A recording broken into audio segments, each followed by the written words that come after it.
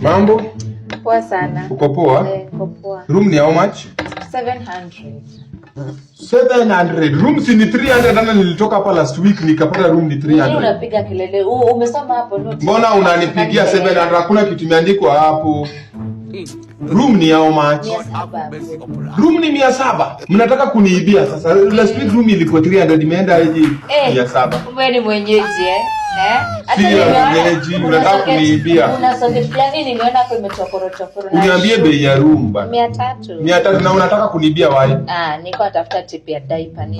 Kwani mimi ni baba ya mtoto? Nilikuzalia mtoto anatembea lodging kama mtu amepotea.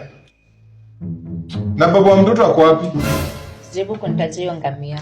Umeanza kuwaita ngamia. Fanya kitu yenye umekuleta hapa. Okay, unalipwa cash ama? Unalipwa cash ama? M-Pesa. Room ziko na kunguni na mnapiga bei ngumu hata sasa. Wewe sisi ni wasafi. Kunguni na kukula ukula. Sawa na kupea tu so 300. Allah. Niache. Ni wewe umekuja sita Madome wacho huko akulelewa toi. Umlepeleke kaingi. Wako anafanya nini lodging sana? Nikomboka. Ukomboka sisi pia tukomboka. Mama chukua pesa yako.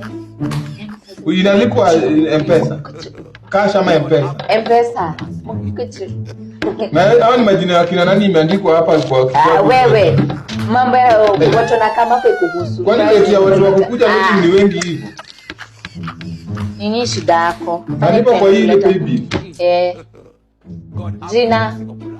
Usiniulize jina yangu lodging. Mimi si hao wajinga ngamia wenye wanaandika jina zao lodging. Leonardo Msula. Msivunje kitanda. Twende, Leonardo Msula, jina mbaya.